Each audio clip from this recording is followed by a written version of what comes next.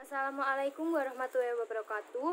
Kami dari kelompok 2 akan mempresentasikan mengenai salah satu bab dari Pendidikan Agama Islam Universitas Negeri Malang, yaitu Iman, Islam, dan Ihsani. Nah, di sini sebelumnya saya akan memperkenalkan kelompok saya terlebih dahulu. Yang pertama yaitu saya sendiri, Irfani Rahma Effendi Putri dengan NIM 200312614007. Yang kedua adalah Akbar Riansyah dengan NIM 200422620878. Marsyalina Ria Jayanti Centeno dengan NIM 180312613028. Dan Maufirotul Rohmah dengan NIM 200351615643, dan Rizky Aldi Febrian dengan NIM 200731638032. Selamat menyaksikan video presentasi dari kami. Pada bab 3 ini, kami akan menjelaskan 3 subbab, yaitu yang pertama ada pengertian iman, Islam, dan ihsan. Yang kedua yaitu mengenai proses terbentuknya iman, dan yang ketiga yaitu ibadah, manifestasi iman, Islam, dan ihsan. Saya akan melanjutkan presentasinya. Yang pertama yaitu pengertian iman. Perkataan iman yang berarti membenarkan disebutkan pada surat At-Taubah ayat 62. Pengertian iman secara bahasa Arab adalah percaya, dan pengertian secara istilah iman kepada adalah membenarkan dengan hati, mengucapkan dengan lisan, dan diamalkan dengan perbuatan. Iman memiliki prinsip dasar dari segala isi hati, ucapan, dan perbuatan sama dalam satu keyakinan. Maka orang-orang beriman adalah mereka yang di dalam hatinya, di setiap ucapannya, dan segala tindakannya sama dengan keyakinannya. Maka orang beriman dapat juga disebut dengan orang yang jujur atau orang yang memiliki prinsip. Untuk pengertian yang kedua yaitu Islam. Islam menurut bahasa berasal dari kata aslama yang berarti patuh, tunduk, berserah diri. Islam adalah nama agama wahyu yang diturunkan Allah Subhanahu wa taala kepada rasul-rasulnya, yang berisi wahyu Allah untuk disampaikan kepada manusia. Agama Islam berisi aturan-aturan Allah yang mengatur hubungan antara manusia dengan Allah, manusia dengan manusia, dan manusia dengan alam. Islam dalam pengertian ini adalah agama yang dibawa oleh para rasul Allah sejak Nabi Adam sampai dengan Nabi Muhammad SAW. Yang pengertian yang ketiga yaitu ihsan. Secara etimologis, kata ihsan berasal dari ahsana, yusinu, ihsanan yang berarti berbuat baik. Dalam hadis Nabi menjelaskan, ihsan ialah bahwa engkau menyembah Allah seakan-akan engkau melihatnya, dan kalau engkau tidak melihatnya, maka sesungguhnya dia melihat engkau. Maka ihsan adalah ajaran tentang penghayatan pekat akan hadirnya Tuhan dalam hidup melalui penghayatan diri sebagai sedang menghadap dan berada di depan hadirat Allah ketika beribadah.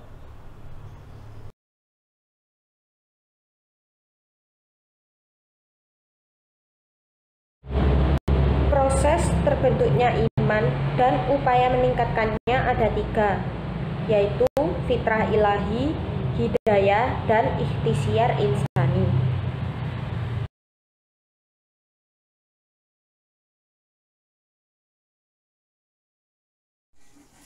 Subbagian fitrah ilahi. Dalam iman, pembenaran terutama terkait dengan masalah hati. Hati sangat berperan utama dalam mewujudkan iman dalam diri seseorang. Sedangkal-dangkalnya atau setebal tipisnya atau seteguh-teguhnya iman sangat bergantung pada hati seseorang itu.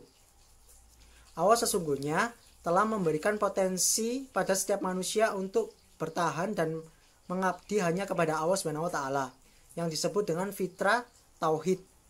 Potensi ini disematkan oleh Allah sejak kita masih di dalam kandungan. Lalu selanjutnya maksud dari Fitrah ilahi di sini adalah ciptaan Allah. Manusia diciptakan Allah mempunyai naluri beragama, yaitu agama tauhid. Fitrah ini selamanya ada pada diri setiap manusia dan tidak mengalami perubahan. Kalau ada manusia tidak beragama tauhid, maka hal itu tidaklah wajar. Sekian dari saya, terima kasih.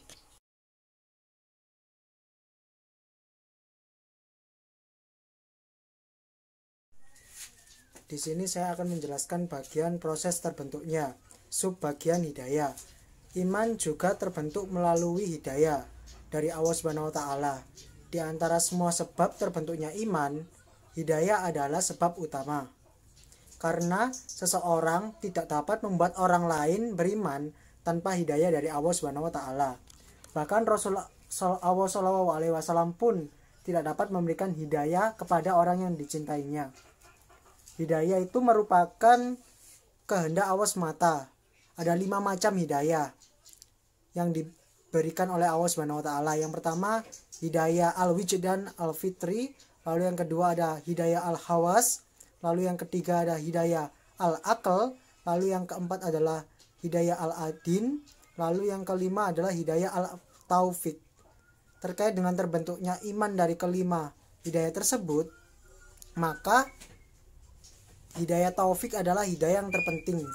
Dengan hidayah ini Allah langsung memberi petunjuk kepada hambanya, sehingga ia selalu berjalan di atas jalan yang lurus. Sekian dari saya, terima kasih.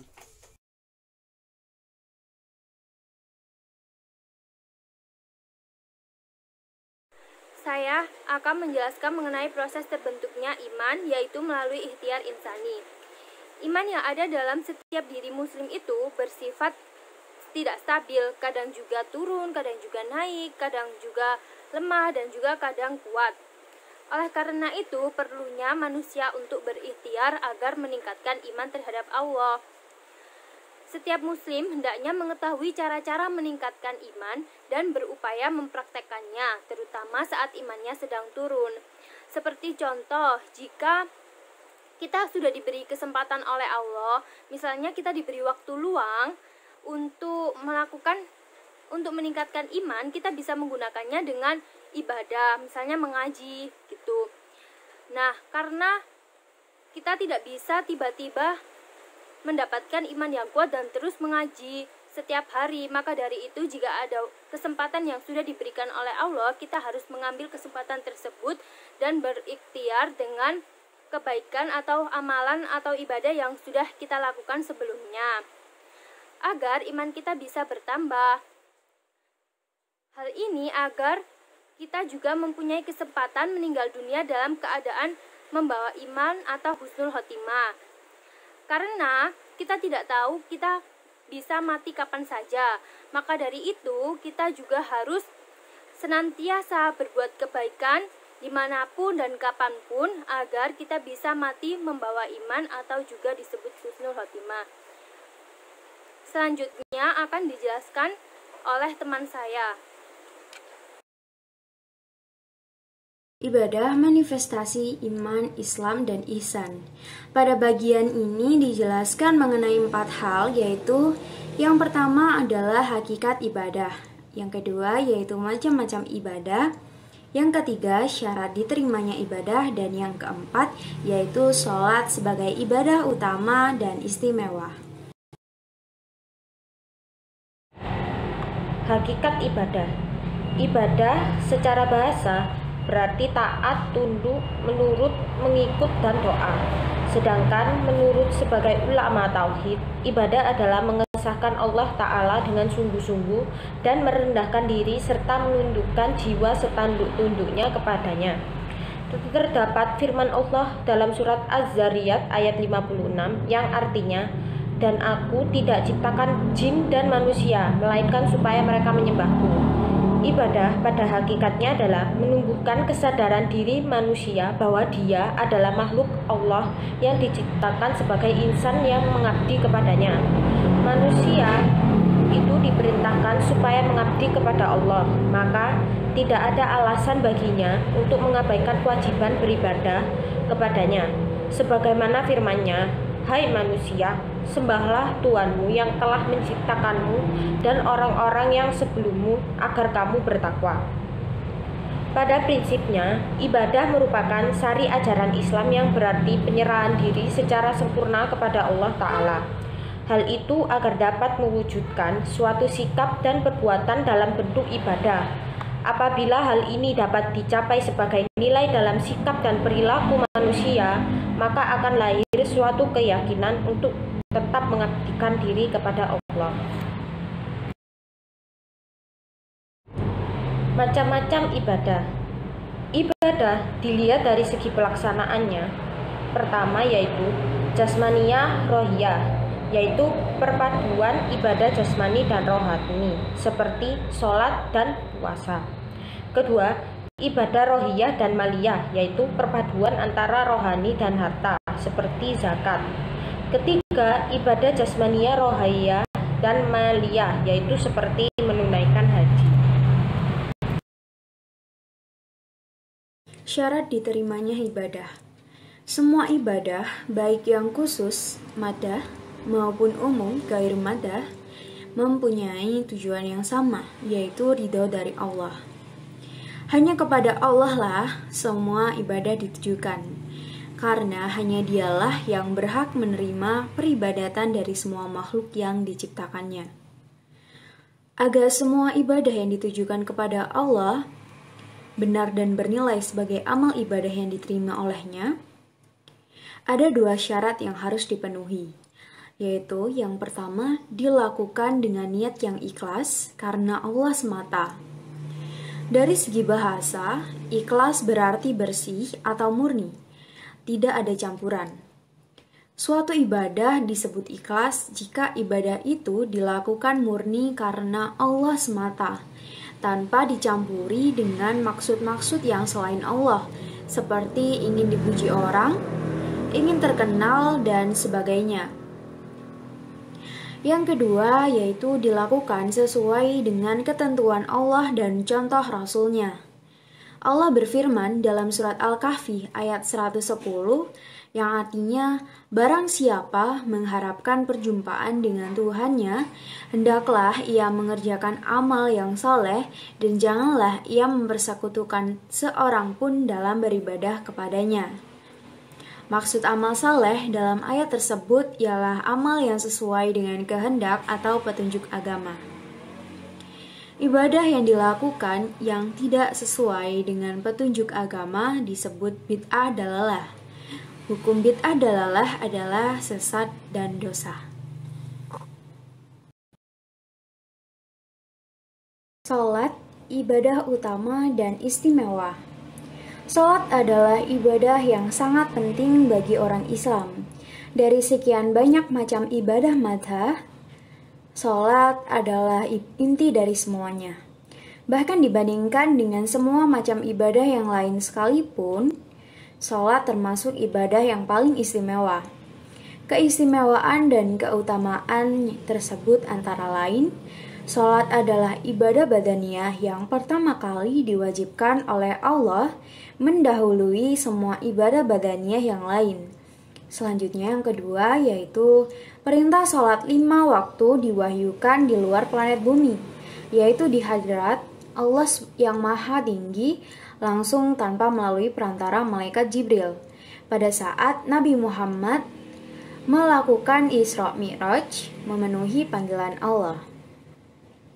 Selanjutnya, salat adalah tiang agama, sebagaimana sabda Nabi Muhammad SAW, barang siapa mendirikan salat, maka sesungguhnya ia telah mendirikan agama, dan barang siapa merusaknya, sesungguhnya ia telah merusakkan agama. Hadis riwayat Bukhari dari Umar. Kemudian dengan salat, seseorang dapat terhindar dari perbuatan jahat, karena dirinya akan selalu ingat Allah sehingga akan timbul perasaan malu kepadanya untuk melakukan kejahatan. Kemudian, sholat adalah ibadah yang paling keras perintahnya, melebihi kerasnya perintah untuk ibadah-ibadah yang lain. Dalam kondisi bagaimanapun, selama masih ada kesadaran dan ingat kepada Allah, seseorang diwajibkan melakukan sholat 5 waktu. Salat adalah amal perbuatan manusia yang pertama kali diperhitungkan oleh Allah. dan semua amal yang lain bergantung pada hasil perhitungan sholatnya. Selanjutnya, sholat adalah wasiat terakhir semua nabi kepada umatnya. Sholat adalah yang paling dekat antara hamba dengan Allah, yaitu saat hamba bersujud dalam sholatnya. Selanjutnya, sholat adalah wujud rasa syukur manusia kepada Allah atas anugerah nikmatnya yang tak hingga banyaknya. Dan yang terakhir, sholat menjadi syarat pertama dari kebahagiaan orang-orang beriman yang akan menjadi pewaris syurga dalam kehidupan akhirat nanti. Jadi kesimpulan untuk presentasi hari ini yaitu iman, Islam, dan ihsan merupakan pondasi yang saling memiliki keterkaitan satu sama lain. Dan mari kita berkati diri kita dengan iman, Islam, dan ihsan yang kuat agar selamat dunia akhirat. Sekian, terima kasih. Demikian penjelasan dari kelompok kami. Semoga penjelasan yang kami berikan bisa bermanfaat bagi sesama. Jika ada kesalahan kata, baik disengaja maupun tidak sengaja, kami mohon maaf sebesar-besarnya. Wassalamualaikum warahmatullahi wabarakatuh.